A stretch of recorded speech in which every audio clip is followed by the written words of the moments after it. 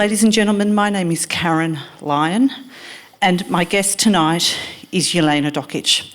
Yelena, welcome. Thank you.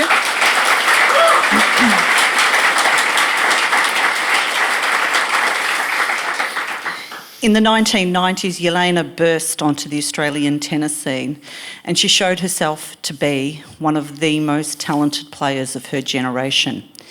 In a nation desperate for tennis success and more tennis stars, Yelena was the poster girl. She was sport's great story, a refugee who was using her incredible talent to fight her way out of poverty. But Yelena also carried a secret, and in her incredible book, Unbreakable, Yelena has lifted the veil on a fairy tale and the darker sides of sport. Congratulations on such an incredible book. Thank you. Raw and honest. How difficult was it to write, Yelena? It was both kind of freeing and liberating, but also very tough at times. And it's been 12 months, actually, since we've started the book, Jess and I. And yeah, it's been a crazy 12 months because usually from what I hear anyway, you get about 2 or 3 years to write the book, and we only had 12 months. So yeah, it was tough. It was tough at times, especially the last couple months before we went to print, and the editing process was very draining. So yeah, I had to reread the book many times, and I really wanted to be a part of the process from every word, every sentence, and to make sure that I really told the story the way that it was and the way that it should be, because I talk about a lot of very, very important and sensitive issues, and I think it was very important to tell the story right. I would have thought that you would have been approached many times to write a book before. What changed? Why did you decide now was the right time? I think I always knew I would write a book. I think it was really necessary for me to do that, and something I thought about for a while, but I think I just wasn't ready. So I wish I was, and I actually wish I wrote the book while I was still playing. I think it would have made an even bigger impact and difference. But it's been an incredible way. It has been, yeah, it's been great. I didn't think honestly we'd get this much attention, and why not? I don't know. I just thought, I've retired and haven't been in the public eye for a while, and I just, to be honest with you, as open and honest as I was in the book, and I knew it was quite a story for me for a long time. What I was kind of living was very normal, because I had it on a daily basis for many, many years. So I didn't maybe think it was such a big deal in a way. Really? Yeah. But yeah, so it's been great. It's been really great. The support that I've received, it's been really overwhelming. And for me, I think, at the end of the book, I say that I hope that this book can help just one person. And if it does that, it's mission accomplished, which is, it looks like it's already done that. So it's about taking it further now. You have tried to tell your story previously. You have given interviews in magazines or some smaller glimpses into what your life was like as a tennis professional. Why do you think this book has had so much impact now? Why do you think people are believing you now? I don't think I really talked about it, maybe very little. It was more that people kind of knew certain things were maybe going on, and the impact I think my father had in the media. So I don't really think, if you look at the last maybe 15 years, I've never really given an interview. So it's more about people really, I think for the first time, they're hearing from me. And yeah, it's about just everything that I talk about. There's a lot. It's not just, the physical, emotional and the verbal abuse, but it's a lot, about bullying, racism, discrimination, and my battle with depression and almost committing suicide. So there's a wide variety of things that I talk about, yeah. You don't pull any punches, as they say. Was it, I know this sounds a bit silly, but was it hard to be that honest? No, because if I was going to do this, I had to be really honest about everything and really open, and I think that's the whole point. So for me, it was never an option to kind of not, tell the whole story, because I think if you read the book from the beginning till the end, there's always something coming. Yes, every paragraph, always. Every page, everything. So that's why I had to be very open and honest. It's a very confronting book to read, and I have to be honest, at times I felt I had to put it down and walk away a little bit. For you to relive the book, having already lived your life once, were there times when you just thought maybe I shouldn't write it? No, it was tough to go over those certain bad experiences and memories, but I never once thought that I wouldn't do it. I think I went into this, full speed, and that was it. Whatever came, I was going to deal with it. So, again, there's a much bigger picture here than even just me and my story, and it's about a whole lot of people that can learn a lot from this, and a whole lot of people that this can actually help. And it's really starting, I think, the conversation on a lot of things, obviously abuse being the big one, not just in tennis, but in sport and in everyday life. So hopefully we can, like I said, take it further. Have you been surprised by the reaction of, say, tennis officials and other people this week? A little bit. I haven't seen all of it. It's been a crazy week for me, and a lot of media and events and things, which has been great. But I think I've been amazed by, again, the support that I've received, but also just so many people, really wanting to read about the story and read the book, and a lot of people just sending me, even on social media, a lot of, images of them reading the book and, how great it is. So it's been great. But I still think, obviously, there'll still be more conversations, I think, with this book coming out.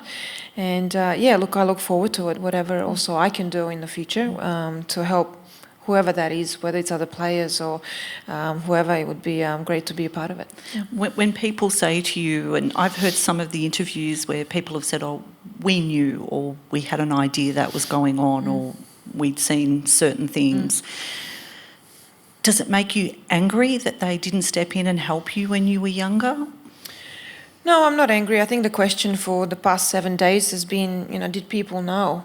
And, I think some people did. I know certainly of a few that saw it firsthand and knew, but for me, it was harder for two reasons. First one was, I think, the media, because everything that my father was doing, for example, publicly, it was funny to them, and jokes were made. And if you actually looked and stopped and looked just for a second, it really wasn't. And a lot of them, did interviews with him and interacted with him, and he was very often drunk and aggressive and quite scary. So I didn't understand for a long time why they were making jokes, because it really wasn't funny. So I think that hurt me. But also for me, I understand that it's hard to get involved in, let's say, a family situation or something that's going on privately. But for me, it was a little bit the lack of support when I left home, which was, I was still young, I was 19. So even if you didn't know about any of the other stuff that I talk about in the book, just based on what you saw, him, the way that he was publicly, you knew, that you'd already gone through a lot. So for me, it was just someone, offering, it was just all I needed was a kind word, really, and asking me, just how I was and if I needed anything. So that's where I kind of felt a little bit alone. And I got the impression reading the book that your father deliberately made you an outsider. He kept you isolated. If there was anybody that became close or that you liked, and it was particularly the tennis coaches, Leslie Bowery, Tony Roach, if he could see a relationship forming between you and that person, he made sure that ended. And he made you do that. That must have been so difficult. Yeah, it was both with, it was junior players at the time and coaches, and a lot of them, when he kind of felt like I outgrew them and I had to move on and learn from someone else, which in a way was okay, and you can do that, but it's about doing it in the right way. And I was made, I sacked my first coach when I was 12 or 13. So how do you do that as such a young child? Oh, I don't know. Even today, if I have to do that, it's very hard for me, and I wouldn't be able to do that. So also obviously I was scared of him, and it was fear, but I was made to do and make those things that actually a kid shouldn't do. And it was very hard on me because I actually didn't feel that way. I didn't want to kind of stop all communication with those people. And especially the hard one for me was, for example, Tony Roach. Yeah. That was very difficult because he's the kindest and nicest person ever. I mean, they all were, and Leslie as well. So it was very hard for me to kind of do that. And even years later, I struggled with, when I would meet those people, even though I apologized, but it's still hard, because I was made to do something that I really didn't want to do, and I didn't want them to think that was kind of me. Surely they understood that as a child that wasn't you, that somebody else was calling the strings and making those decisions? Yeah, I think so. But, for a few years, still, I feel I'm the one. Maybe they could completely understand, and I think they do, but it's me still feeling the way that I do and that I never wanted to do it in the first place. Can I take you back to when you get your very first racket? Mm-hmm. You're 6 years old and you're still living in Croatia. Mm-hmm. And it felt quite speculative. Your father just brings home a wooden tennis racket and you go outside and you start hitting the ball and straight away you're good. Pretty much, yeah. I was quite good at... No, I was... No, I don't know. Even at school, I started school a bit earlier, a year earlier. So it was like I was always good at kind of like anything that had to do with the ball. So you were a talented child, like athletically talented? Yeah, and I really, I loved tennis literally from the first day that I started playing tennis. And also, do you wish you didn't? No, not at all. I think as much as I went through a very tough time and a pretty tough life, I still think tennis has given me a lot. And I've, seen things and done things that I never would have if it wasn't for tennis. So I'm still grateful, and as much as I've had a lot of bad experiences, I've had some great ones, and I'm still happy that today and probably in 20 years' time, if I wanted to, I can still work and do things that are connected to tennis, and I still, always will have something where, in the worst case, if something happens, I can travel and I can, make a living. So I'm very grateful for what tennis has given me, as hard as it was at times. I just love it. And people ask me why and how. It's like, I love just hitting the ball, as crazy as that sounds. I love the sound of it, and all my rackets and tennis, my racket bag, I really look after it and no one else can touch it. And I don't know, I love tennis, yeah. So, but one of the things you do say in the book is that as soon as tennis is introduced into your life, so is violence.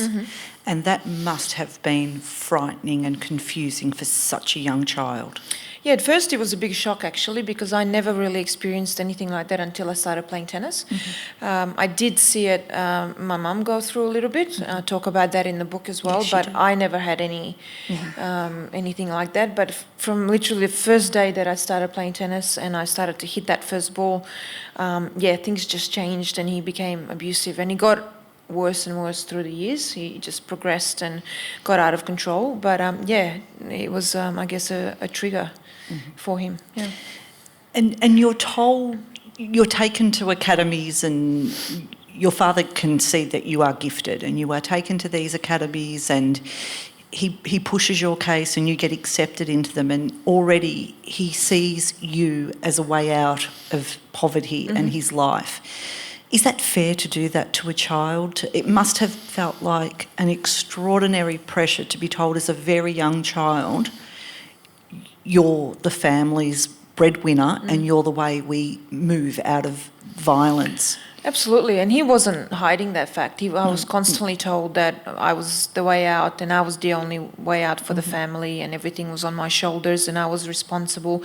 So in a way, even when I left home later on, I had this huge guilt of me disappointing them and leaving them, and that I was responsible for everything. But that's how he made me feel, because for years and years he used to say that. So there was no secret that, that's what I was. So whether it's fair or not, look, absolutely not. I think it's a lot of pressure that, a lot of, I think, kids, and then you get older and older, in my opinion, I think eventually will crack, and it will show, and I almost did. So, but look, another thing is that it's happening. I think it's still happening in tennis, in sport, in everyday life. Those pressures are there, and a lot of those cases, I think, unfortunately, are still out there. So, and why do you think it happens? Well, it seems it to be so prevalent in tennis, and particularly the women's game? I think number one reason is money. My father was certainly, money motivated and hungry, and that's the reason. It's for having a better life. And a lot of those cases are families that are quite poor. And look, tennis, especially women's tennis, is one of the highest paid sports in the world. Particularly for women, isn't it? Yeah, women can't get out absolutely. out to another sport. Tennis works. And there's not, if you really think about it, there's not too many sports that women can compete in, especially with such a big opportunity with such big prize money, and it's only actually getting bigger. So I think that's just a magnet for problems, to be honest. Have you had any reaction from the Women's Tennis Association, from the WTA this week? No, I haven't spoken to anyone. No. Maybe it's too soon, I don't know. We'll see. Then your father decides it's time to come to Australia. That also is a difficult transition for you. You've done very well at school, you've done very well, you've got lots of friends, you're playing at a very elite level already in Serbia, but now you have to move, and again you're isolated. That was a very difficult transition for you to come to Australia, wasn't it? Yeah, we moved once already from Croatia to Serbia, and then the second time was tougher, even though I didn't really have a problem with it. But for some reason, obviously I didn't fit in at school, and the same thing, in the tennis community, so that was hard. And look, I grasped the concept of, poverty and war very, very quickly when I was quite young. So, it was just another thing where it is what it is and you got to go. I did learn English very quickly when we came here, but it was a culture shock. It's very, very different, and the mentality is different. But I think I adapted quite quickly, and I tried to adapt very quickly, and I thought of Australia very quickly as being home, and where I belonged and where I wanted to play for, even though I faced a lot of challenges. Again, something I talk about in the book, and it was very hard for me to deal with my father, obviously, on a daily basis, because I talk about him getting worse when we came to Australia. And why do you think that was? Do you think it was because he also felt isolated and unsure? Yeah, I think it was a lot of pressure on him. I don't think he ever wanted to leave home, or where he was. And I don't think I think he really didn't want to come here. I think that's what it was. It was, I think, a lot of pressure on him and uncertainty, something that he didn't deal with well, and he started to, drink here a lot more. And for me also, it became a lot more pressure on me. He started to put a lot more pressure on me with the tennis, and just having to really make it. And it became really difficult for him here. And you weren't, the tennis community, particularly in Sydney, they were actually intimidated by you, weren't they? They were intimidated by your talent. And there's one line you say where one of the mothers is quite open, why did she have to come here? As a child who was used to having friends, that must have actually been heartbreaking. It was. I just wasn't accepted as soon as I came here. I was bullied at school, and then to have some other junior players away on a trip tell me that I should go back where I came from was very difficult. Because like I said, I really accepted Australia as being my home and my country, and I loved playing for Australia, so it was hard. And also a lot of the parents were trying to get some of my scholarship and funding cut, even though I was number one in 3 age groups. So it was hard. No, not really accepted at all. Yeah. There's a story that you tell in the book where you are playing in the under-12 national championships, and you lose the final, and your father responds by abusing you, and you can say it. I'm sorry. As the mother of a daughter that age, I find it very difficult. I really do. But your father responds with violence, and you are then forced to play the under-18s championships, which I just saw you as this little 11-year-old, the size of my little 11-year-old, and playing against people who are almost adults. But you win. How? I think obviously, look, was I good? Yes, I was. But to be Yes. honest, a lot of it is pure fear. I think that's what it comes down to. I think it's hard. That's why I had trouble in the book sometimes putting words and explaining to people. That's why I was worried in the process whether I did a good job of explaining. No, you did. And You did a describing. good job. So it's just, I almost think you can't think. Your brain like is freezing. You're numb. You don't know what you're doing, and it's just automatic. It's fear, and that's what drives you. I think that's what it was. Tennis is such a difficult sport to be good at because it's such a technical sport. It's all one-on-one. You have to make decisions in an instant. It is a sport with a lot of pressure. And then you have this extra level of pressure put on you that if you do not perform, if you do not win, there will be a dreadful consequence. I just could not figure out how you could maintain your composure on the court and how you could keep playing and keep winning. Yeah, look, it's hard. I think I like that whole fact that it's an individual sport. So I actually like that whole competing, figuring things out on your own. But then, and I think I would have been much better in the end than I was. But he really made life difficult for me, absolutely. And again, I almost feel like there was no other way. That was it. I had to accept what I had. And my situation with my father and everything that I had to deal with on a daily basis, and you just got to go with it. And like I said at the beginning, it almost became normal. It was my everyday life, and it was very hard because I would win matches and I would win tournaments, and I would still, might not be, that day something might be coming. It might not be enough. So you're just constantly, I think, bracing yourself, and it was just about, I think, accepting it in a way. And I knew that was it. That was my life. You do have moments of happiness when you don't have to travel with your father, when you get to travel with Leslie Bowery, and you do get to travel with your mother occasionally and things like that. Are they the moments you look back most fondly on in your career? Yeah, there's a couple. I think it's quite hard sometimes to find all the things that should have been really good moments and some of my great, career results. They all have a bad story behind them. So, I had some great times with Leslie, and I looked at her, almost like a mother, and some other great moments. But a lot of even those kind of have some, in the least, bad phone calls or something, So, it's hard, especially I start the book off with Wimbledon 2000 when I was 17 and losing in the semi-finals and not being able to come back home and not allowed, and sleeping in the players' lounge at Wimbledon. So a lot of those, for example, that should have been huge moments. And the rest of the world is embracing you, and the rest of the world is celebrating, and everybody in Australia is so excited about what your career is about to become. And your father says that you're an embarrassment, you can't come home. Does that undo everything that you have worked for? Almost, I always felt like it was not enough, whatever I did. And I'm not sure even if I won Wimbledon whether it would have been, good enough. Hard,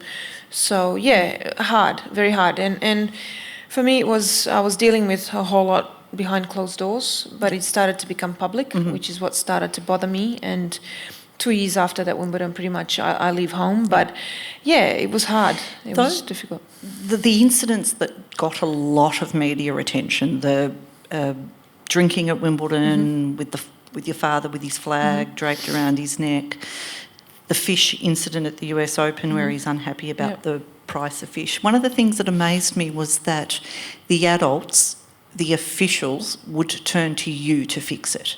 That you're a child, but they would come running to you and say, Yelena, your father is doing this or your father is doing that. You need to control him. You need to fix him. It's not your job to parent, is it? But were they scared of him too, did you think? I don't know what that was, but like I said, and we already mentioned it earlier, media, I think, kind of played a big part there, because again it was kind of like, well, he's a joke, and it is what it is, and kind of I was dragged into it all, and for a very long time, I think, even probably I feel like almost until I wrote this book, everyone was kind of, I was connected to him, and Yes. wherever my name was, it was his as well. And even though I left home at 19, I tried to distance myself from that. I don't think I ever quite, was able to. I don't think anyone quite gave me that chance, and the media as well. So it was very hard through the years, and that's another reason I think why I wrote this, was that I think people never really quite got to know the real me, and not just the story and what was going on, but the real me. Did that hurt you, that you start this book off as a very happy child?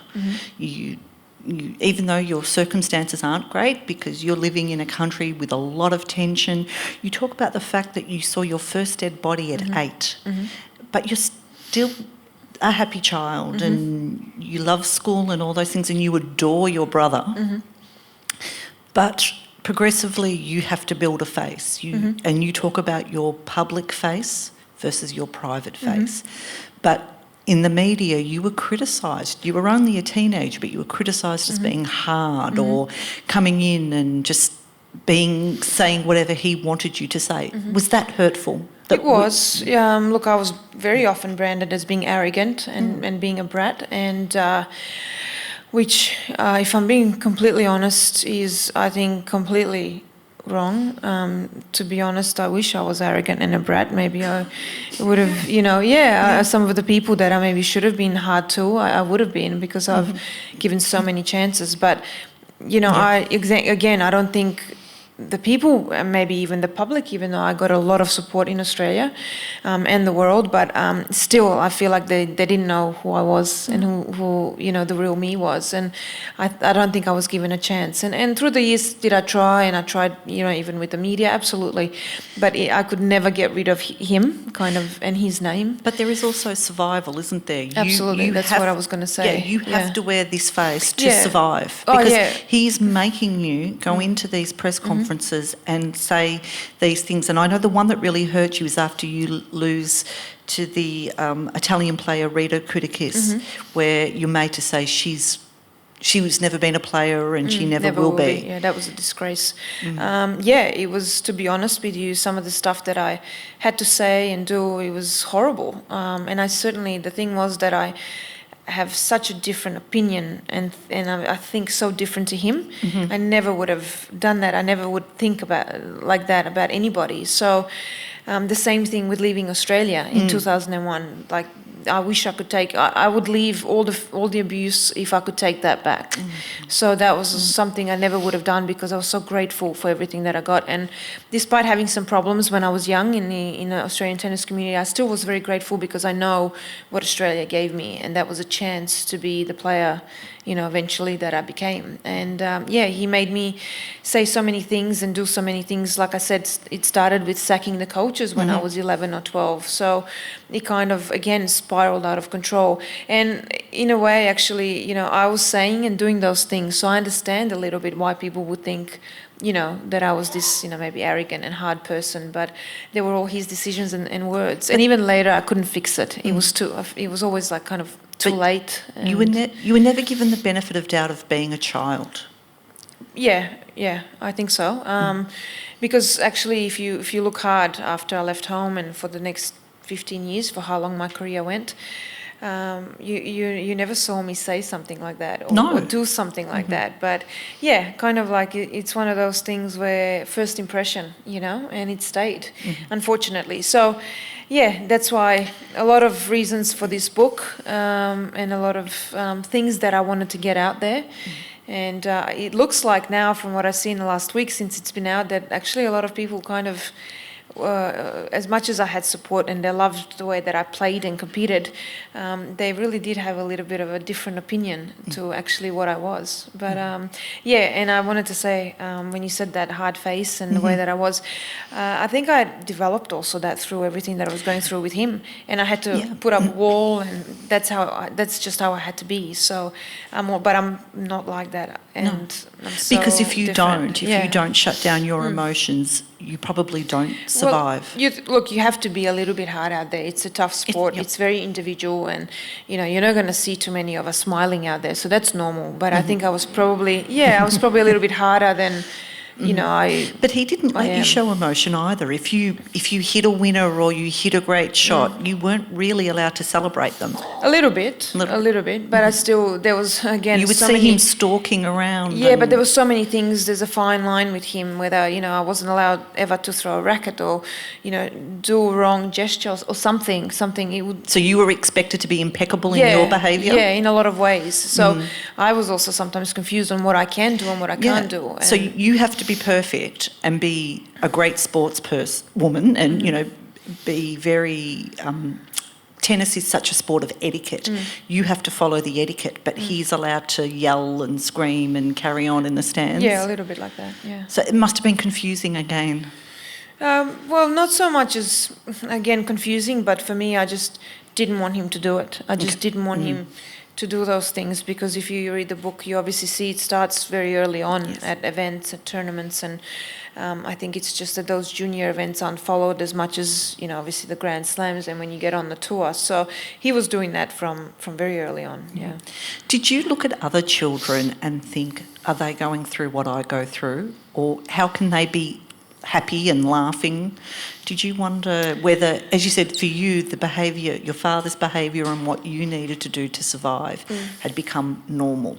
Yeah. Did you think that was what all tennis families were going through? No, I don't think so. I mean, look, I was too young to know kind of, who's going through what, but I think you can see that it was so different to mine, I think you can see most of them are, very supported and loved by their parents. And someone said to me today, you have a picture in your book of you and Roger Federer being world junior champions in '98. And it's funny because it was the same time and we started on the same path. But then, sometimes when you look at someone like that and you think, well, all the family, the support that someone like that had, and they asked me, do you ask yourself sometimes, what would have been like for you if you had a normal family? So those are the questions that for me kept coming up over the years, because that's all I wanted really. So yeah, it was hard to face the fact that I don't have that, because I'm a person who really is loyal and I protect those relationships. But something that I just couldn't do, and I blamed myself after I left home for maybe I should have stayed and try and keep the family together, even though I knew that was eventually long term not possible. You can, as you read the book and as it progresses, you do see yourself losing that happiness and becoming and blaming yourself. And you even start at some points to echo your father's words about being hopeless and not good enough and those sorts of things.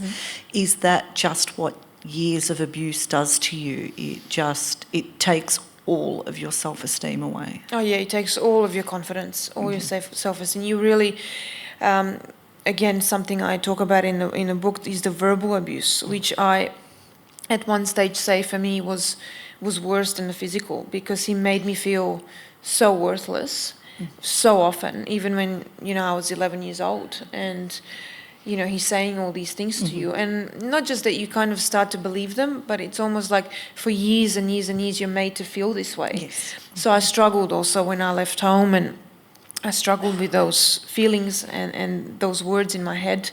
And ultimately, I think that's one of the reasons, but among many, that it drove me into depression and almost suicide. But yeah, I felt, I felt like I was nothing for such a long time. Yeah. Wimbledon of 2000 should have been the highlight. It should have been one of, but it should have been the launching pad to so many great things.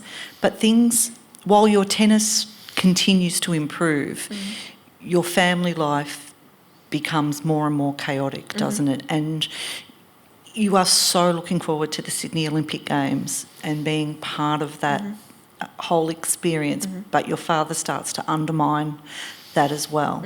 Do you think he just saw that as an opportunity to make more money, or was he worried that he was maybe starting to lose control over you because you were becoming such a star? A lot of the things that he did, I honestly don't understand to this day. I think it's something that he would probably have to answer, and I never got those answers. But for me, everything's kind of started to unravel with the Olympics. And even though in the end I played the Olympics for Australia, which, by the way, was the highlight of my career, I think, one of the best experiences. I think a lot of the things there started, so that was about a year before he made me switch from Australia back to play for Serbia. So I think it was almost a plan, and I think he always had it in his mind that he would make me switch, and that he wanted us to go back. So I think it was almost kind of, because a year later he does make me do that, so I think that's what it was. As the lead up comes to that Australian Open where you do play for Serbia, after you get the terrible first round draw where you draw the world number one, Lindsay Davenport, he's kind of hinting at that, but you don't think it's real, do you? At that stage, you think, or you keep saying, no, I just want to stay, I just want to be here? No, at the time I didn't know it, but now when I look back, and again, I mentioned that in the book, because if you look at it then, you know, and if you go back and think about it a little bit, I think that was his plan all along. And this just kind of ended up being his almost perfect, you know, Revenge, opportunity. was it? Yeah, opportunity to kind of, you know, say once again that Australia is this and Australia is that. It's absolutely not true. And he took it. And again, I kind of took all the slack for it, and I was made to do all this, That's right. And you are the person that has to front the press conferences, and you are the person who has to walk out into the middle of Rod Laver Arena with that terrible reception that you get. And still you're you're still a teenager. Is that one of the lowest moments of your career? Oh, there's a few, but that would have to be because I very much respect, you know, my fans and the Australian, you know, public and in general in the world. But I absolutely understood their reception, and I actually, to be honest with you, I don't even think it was as bad as it could have been. And it was really literally a nightmare, because I've never, through everything that he put me through, I never felt that way on the court. This was really something that hurt, and there was nothing I could do about it at the time. So, it was one of the lowest points. And you know, later on, even when I come back to play for Australia, it was something that I had to work very hard on. I think with the Australian public, it was a relationship that really had to be repaired. Even though, again, maybe I should have talked about all this at the time so that people understand where it came from. But you were going through so much. Yeah. What some fans think is not that relevant in some ways to what you had to survive. Does that make sense? Yeah, no, I just think at the end of the day, people probably didn't know a whole lot. Yeah. And when you look at it from the outside, you know, she's ungrateful and she's not playing for Australia and she switched. But I think it's hard to explain to people what's going on, you know, behind the scenes and what went on. And, you know, absolutely, do I look like a, you know, brat at the time and you know, that I made the decision? Yeah. But your probably. heart is breaking during these these it moments. Was horrible. And someone asked me last week in a lot of the interviews, do I hate him? And look, I don't hate him. I certainly hate some of the things that he's done and made me do. And this is one of them, because I don't understand that he didn't have that feeling and that regard for me, and what would I go through in front of 15,000 people. And, you know, I was 17 years old. So. It seemed to me from reading this book this is when you start thinking about how to leave the family. It must have been a dreadful thought to leave your mother and your brother, but also to leave the family is a very difficult thing. There are familial bonds that are very hard to break no matter what. And you are a child. So how hard is it to leave your family? Oh, it was horrible. I did it in the middle of the night at 3 o'clock in the morning, and horrible feeling. I didn't know, you know, also from my perspective and my relationship with my father, what was going to, happen and whether he would turn up, and I was so scared of him. So, it was not good at all. But, a lot of guilt on, that I would be responsible for everything and potentially what my, mum and brother would have to go through. So, very difficult moment. But it was as simple as I couldn't take it anymore, you know. And that was it. I went through so much for 15 years, and that was it. I just couldn't, and I didn't want to live like that anymore, So in a way, though, I knew that, I couldn't take my brother with me. He was 11 at the time, and I knew that he would be fine, with them. But still, it was kind of, I knew what my father was like, and that he would still make life very difficult for them, and he still made my life very difficult for years on, from threats and vile phone calls to everything. And to sending your mother to you to try and get you back, or to try and convince you that you had to come back, that those other people around you were not the right people for you.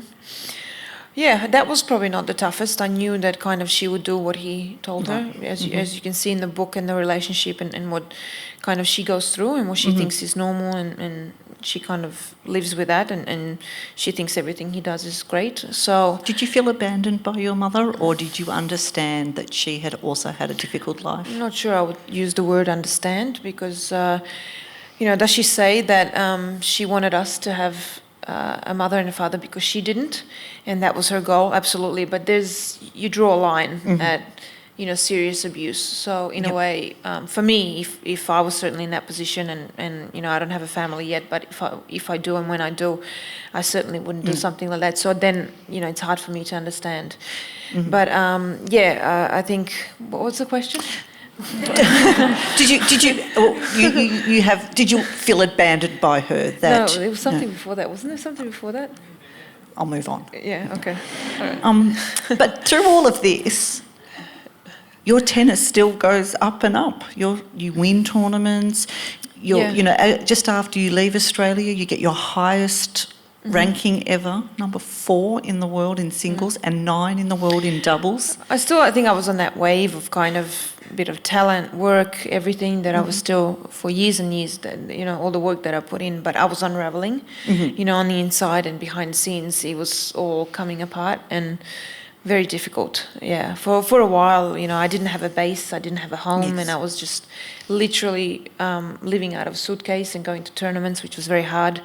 So in a way, it's kind of easy to talk about it now, but you could see things were going to, come to a head, and something was going to happen, which it did. And it was all kind of really unraveling. And actually, he continued to really make my life difficult, because I wanted to, even though I left, and I wanted to then still talk to them and kind of get them to understand where I was coming from, and just in a way, just leave me alone a little bit, and very simple, just no abuse. And you were forced to pay for that freedom, weren't you? You would send your father money regularly, hundreds of thousands of dollars. Well, I left pretty much millions when I left home. I thought that would make things better, and that he would kind of be, more calm, because everything was, money oriented with him. Didn't help too much, and I still continued years and years on. I continued to do that, but it didn't make a difference. I don't know. He just kind of continued the torture, really. And once again, it was as simple as, in his eyes, me never doing anything right. I think, he just kind of got used to, in a way, abusing me, no matter in which way, emotionally, verbally, whatever. Yeah. Tennis is not a cheap sport to play. And you're travelling the world, and you're doing all these things, but you're also sending all this money away from you. What pressures were you under to try to hold your career together once you'd left your family? It was hard. Look, materialistic things and money, to be honest with you, don't mean too much to me. But from a perspective of, having to be on the tour tennis, and pay for your, things, and it's an expensive sport, and coach and expenses. But for me, it was also hard, because for pretty much 15 years, I was constantly told pretty much every day to work for money and for a better life. And I did that. And I got to that position, and in a way, it was all taken away from him and gave it to him, even though I really didn't have a problem with that. All I wanted was a normal life and for him to kind of leave me alone. But yeah, I, also had to worry about that. Literally, like I said, I left without $1, not a credit card, nothing, just my my racket bag, my rackets, and on to the next tournament. And whatever I would, earn from there, that's, I had to take care of myself now and go from zero, literally. So, which was actually mentally a little bit hard. Do you think that was one of the many things that caused your depression down the track? The pressure of then being on your own and... Well, a little part. I think there was a combination of things. And there was constant, again, I was pressured and for 15 years, and even now when I left, constantly something, and tennis, like any other professional sport, is really, have to be at the top of your game. Focus, concentration, work, which with the problems that I had, I couldn't get nowhere near as close. There was no chance, really. It was mission impossible to play, but I still tried to. So still a whole lot of pressure from a lot of sides, yeah. It took you a couple of years, but you came home. And Paul McNamee was the person that you would turn to help you to come home. Was it a relief to be able to come back to Australia? Yeah, I actually wanted to do it earlier, a year or two earlier, but I was worried about, the backlash and the reception and the fact that I left. This is part of having lost your self-esteem, isn't it? Yeah. That you don't expect other people to appreciate you. But look, it's a hard thing, the way that my father made me leave and the way that it was done. Yeah, I was worried about the reception, even though knowing now, Australians really do give you a second chance, which is great. So I was worried. Yeah, I wanted to come back earlier, but Paul was amazing. He really made everything so easy, and he was always a big fan of mine and really wanted me to come back. And he was fantastic at organizing everything and trying to make that as easy as possible. So it was good. Obviously, like I said, my first Australian Open, it was about 2 months after I came back. My first match on Margaret Court was incredible, full house and full support. It was amazing, and it was emotional. It was great to have that. Even though, like I said, I think it took a little bit of time still with some of the Australian public to still repair that relationship from a few years earlier. But still, I never would have dreamed I would get that that reception. But the tennis community kind of split, didn't they? You had a lot of people who supported you, but some people weren't. I think so, yeah. Was that difficult to be made an outsider yet again? It was hard because I knew what my feelings and my genuine, what decision was mine and what wasn't, and how I actually felt about Australia and the reasons I came back. And it was hard because people didn't understand it or didn't want to understand that at times. So yeah, was it hurtful? Absolutely. And a few years later, I think 2 or 3 years after I came back, to hear an Australian coach say that, he wouldn't even allow me back in the country, let alone to play the Australian Open or get a wildcard.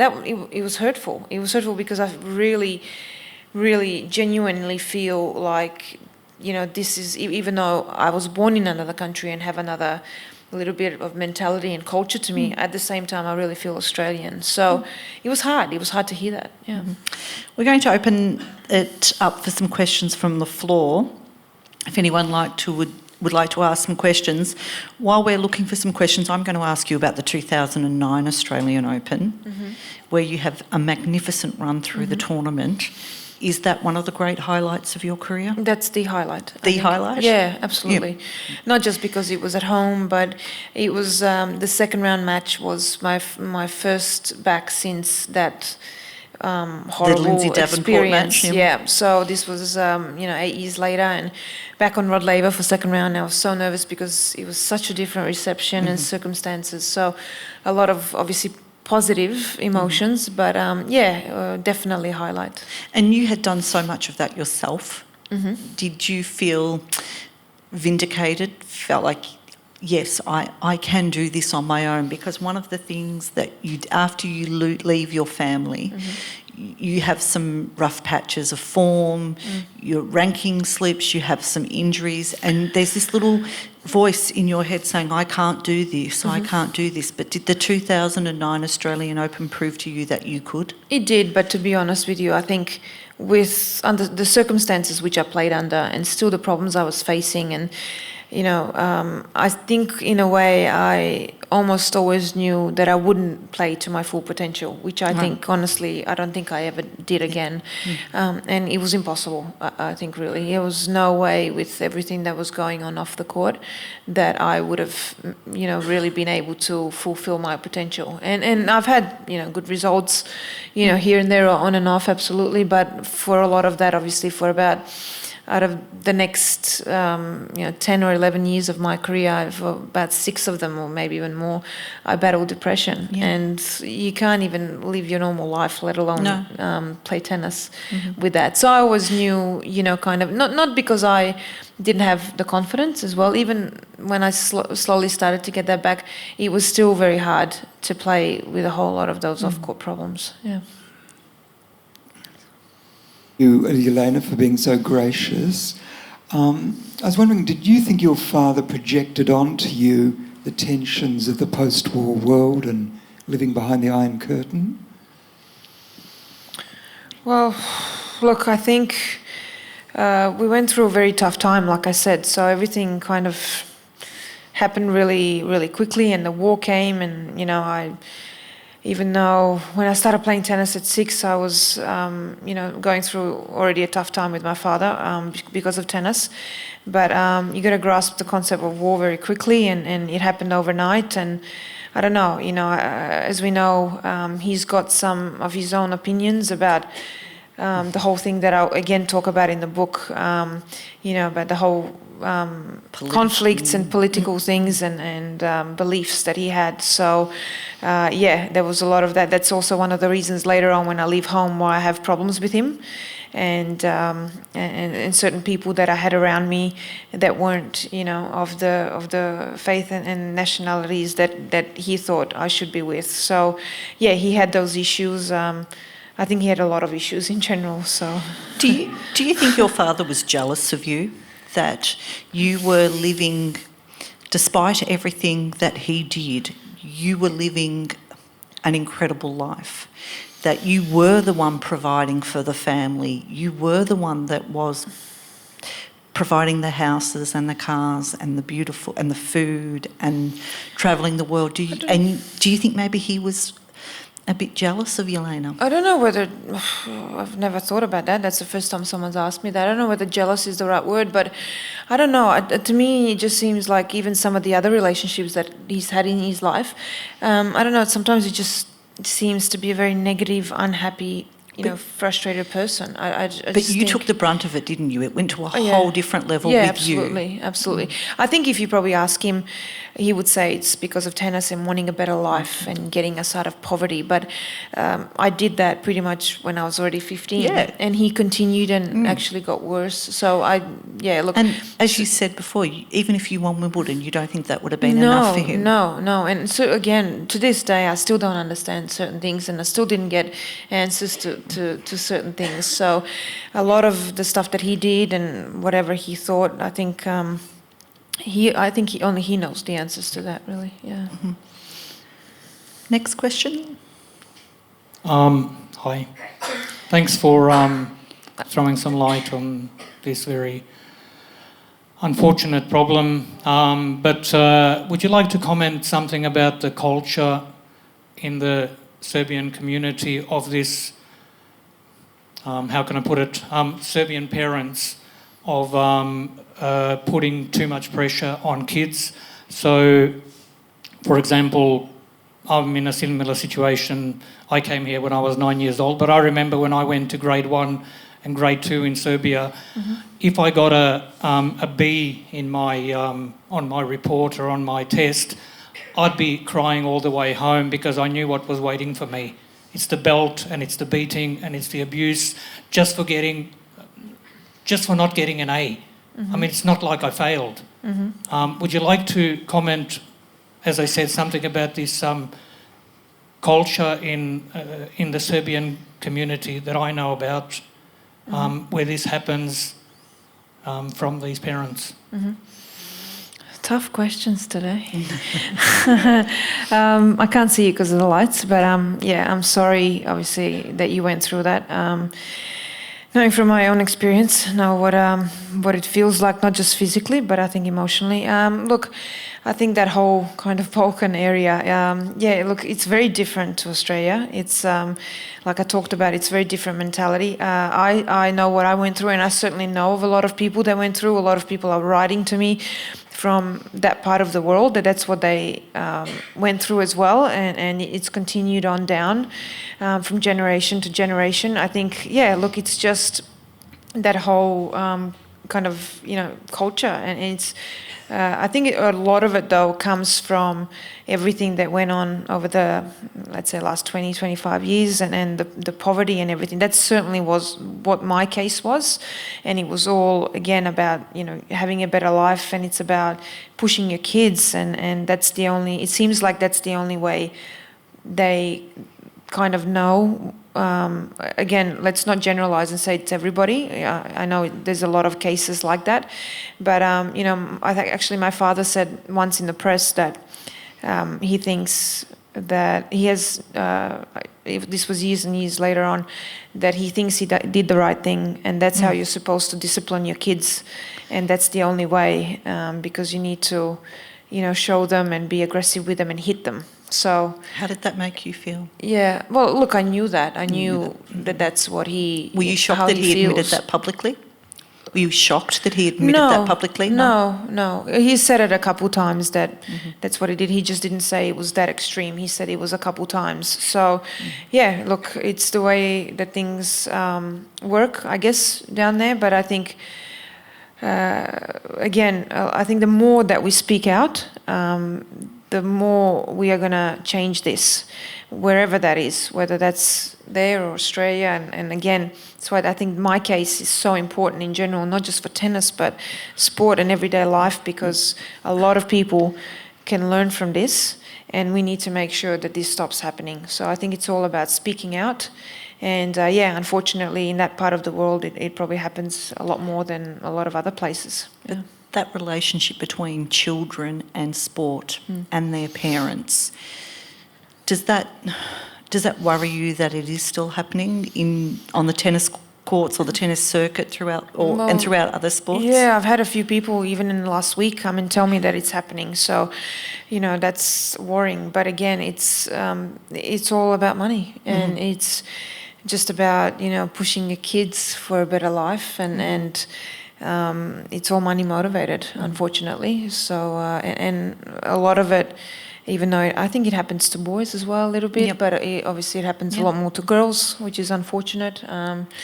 It's tough. You've said tonight, and you do say in the book, that when you become a parent, you will parent differently. What if your son or daughter shows passion for tennis and shows talent? Would you be happy for your child to become a professional tennis player? Absolutely. I think tennis is a great sport, despite what I went through because of it. Tennis is not tennis's fault, Do you think you'd be an overprotective parent, making sure nobody comes near them? I hope not. I'll try not to. Look, I still... but not from the sense of trying to control them, but you've seen what tennis can do to people. Yeah, look, I've got a lot of experience in tennis, so anything from coaches to managers to everything, I kind of see trouble almost when it comes. So I would definitely try and help and guide them in the right direction. But look, tennis, again, I think it's a great sport, any sport, but tennis, I would support them, especially if they had, the passion for it and they really wanted to, that was something they would pursue, absolutely. We take another question? What you've become is fantastic. Thank you. I've got one mischievous question. What brand of racket did your father favour for his little 11-year-old darling? Okay. And did he do the wrist stringing? Okay. I'm also curious about what reaction sponsors gave you from your family problems. Head was my racket that I used for a long time. that was kind of, I don't know whether it was preferred. It was just kind of, I think, what was available at the time, maybe. No, he didn't do my restringing. And sponsors, I think, there were problems there. It certainly hurt my image, everything that he did, and he did it for quite a few years. And they had a hard time kind of dealing with it and dealing with everything that he was doing. So I think ultimately, later, even in my career, it cost me. Yeah, it cost me. I think there was just so much negative things there, negative energy, and ultimately, I paid the price for it. How hard was it for you to find happiness? Hard, I would say. For a lot of years, it just looked like that was it. It would stay like that. And obviously I talk about depression and almost committing suicide, so obviously very unhappy. And a lot of things, again, from not having confidence, self-esteem, and anxiety started as well. So it was hard. It was a lot of years of a lot of kind of convincing myself of, a lot of things from, that you're worth and that nobody can take kind of certain things from you. And I didn't believe that for a lot of years. And he really made me feel really bad about myself. But look, I worked on it. I had to work on it, and it's hard. And I think once you've had depression, you got to kind of work on it for the rest of your life. And, I have to, watch for certain things and be careful. But, life has certainly been a lot better. Yeah. What makes you happy? Does tennis still make you happy? I heard you on the radio today talk about the fact that you still play and you love to get on the court. I do. I love tennis. I always have, like I said, and I think I always will. I love to get on the court and hit some balls, and I absolutely Are you ultra competitive, or do you just like to have fun now? I'm really competitive. Yeah. I've had a couple of really like recreational matches or doubles matches, and I go full speed. And if I don't, then I feel sorry for the people. But then I lose, and I don't like to lose. But I feel really, I'm sorry. I feel really sorry for that person on the other end of the court who thinks I'm just going out to have a hit and ends up with the former world number 4. Yeah. Or am I that scary still? No, well, you're the former world number 4, and I don't think people lose their talent, do they? Look, I don't go full. Yeah, but I'm sure probably you playing at like 30% is better than most of us playing at 100. Look, I'm not going to lose. It's no, as simple as that. There you go. So these poor people are cowering at the back of the court. No, look, I didn't say that. I just said I'm not going to lose. Whatever I have to do, that's another story. And I think they... This is sounding really bad. I think we should go on to another question. It shows, doesn't it, that professional elite athletes just have something extra to their character that most people don't have. Well, I think you have to, especially if you've been at a high level. You've got, I think, that extra fight and competitiveness. Like I said, I've always been, even at school, it was all about getting A's. And I loved school, so it was all about, I always wanted to be the best. And even when we had PE at school and different sports, I had to be, the best and the fastest or whatever. So it was always kind of, I think I'm just kind of naturally a little bit like that. Even though then later on, he really also pushed me to be that way. But I think you sometimes can't push certain things onto people if they're not like that naturally. So I think he knew that as well. Yeah. Well, we've actually run out of time already. I can't believe that. But I do want to say thank you for this book. This is an incredibly raw and honest account of your life, and it is one of the best sports autobiographies I've read. You should be incredibly proud of your career, of what you've survived and what you've left as a legacy for the rest of the tennis world. Jelena Dokic, thank you so much. Thank you for having me. Visit wheelercentre.com for the best in books, writing and ideas from Melbourne, Australia and the world.